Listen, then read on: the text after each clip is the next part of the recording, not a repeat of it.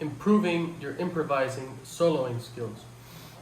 And I did a video of this a couple days ago, and I just wanted to simplify it a little more, also add in the cool stuff that makes soloing interesting, gives it the feel. And we don't have to get too far, too complex in the theory. This video is going to be targeted to everybody who's starting to solo, or if you already know, just added some more flavor and maybe some new ideas.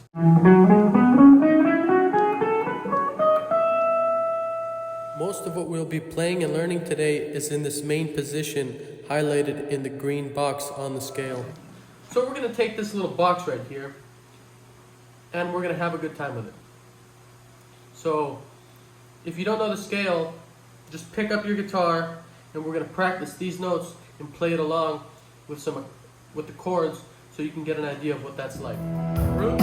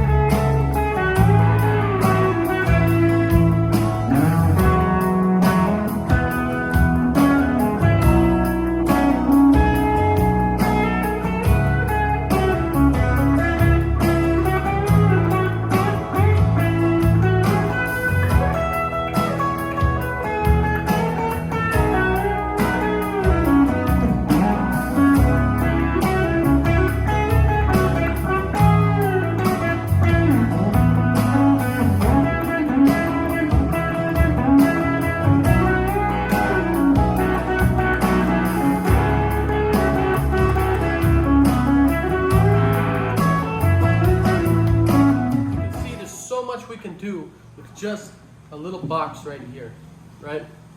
And right now what I'm going to talk about is we're going to add on from this box and the things that make it interesting, right?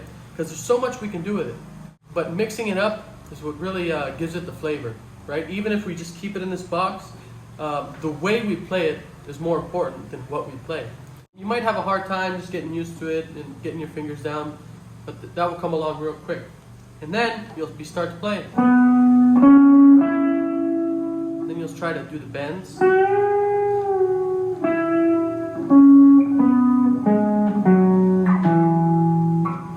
So, if you're at this point, what you want to start to consider is the things, the elements of soloing that give it the character.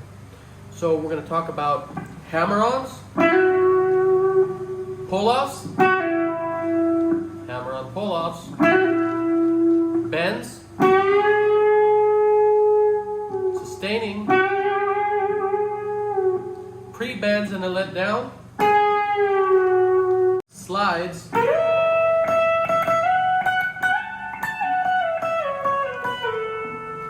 and keeping things fluid and sustained, but also knowing when to lay off and let the music breathe. We're going to start with hammer-ons, right? A hammer-on basically just consists of taking a note and hammering on to the next one, whatever note you're going to play. Right? Pulling off, you just pull off from one note to the other, from one fret to another. So it can be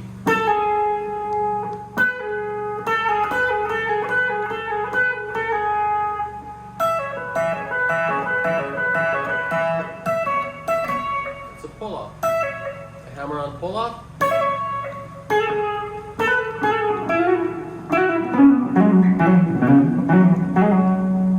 We're also going to talk about bends. Bends is real interesting because you have to listen to the note when you're bending it to get to the note you want to. Because there's notes that you'll only bend up half a step or one fret. There's notes that you want to bend up a whole step. So you want to listen for that bend. So if you have a hard time figuring out how far you want to take the bend, how far you need to take the bend, let's just say I want to bend up a whole step. So I'm going to go pick this note right here, the one I'm trying to bend to. So So I'm going to bend up whole step right here from the 11th to the 13th. So I'm going to pick the 13th and listen to it. So when I do my bend, I know where to go. And it's a good way to practice those bends. A step and a half all the way up to the 14th.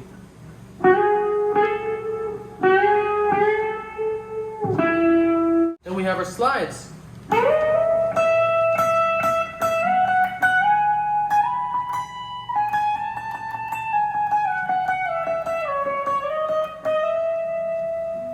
It's basically just sliding from one note to the other.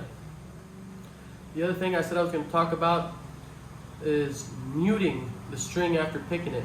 One thing is sustaining it, which is really good to do. You know, let that note ring out, give it character, give it life, right? But also muting.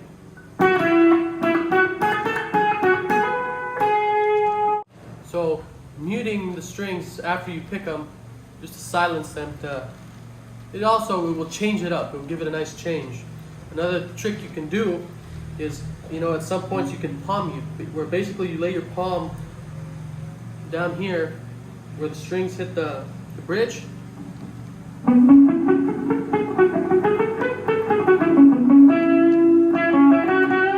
Regular and then palm mute.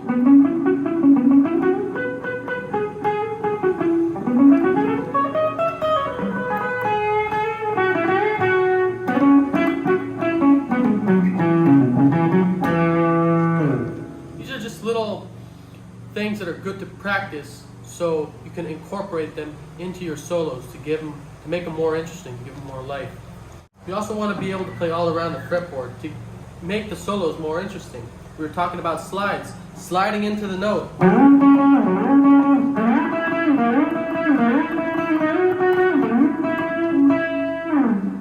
You know, also playing the same note, you know, over and over again, or the same little lick over and over again. It can give soloing life of its own. Dickie Betts and the Allman Brothers, they did that a lot. They would play that same note over and over again, and then they would give it a nice change. And it's just, soloing at the end of the day, you're gonna incorporate stuff you learn from every single guitarist, from everybody. You're gonna learn licks, different stuff, and then you're gonna make it your own. You're gonna develop your own style, which is gonna make your soloing unique. So your friends, when they hear somebody playing the guitar, they're gonna like, okay, you know what, I know that's you. I can hear the stuff that you like to do. And that's the great thing about music, is that everybody's gonna be unique. Everybody does their own thing at one point in time. The idea is just practicing, incorporate some of those tricks, and just playing with soul. Little by little, you'll start learning the scales up and down the fretboard. And not only in one key, you learn them in all the keys in different positions. It takes time, but eventually you'll get there. Stay tuned for the next one.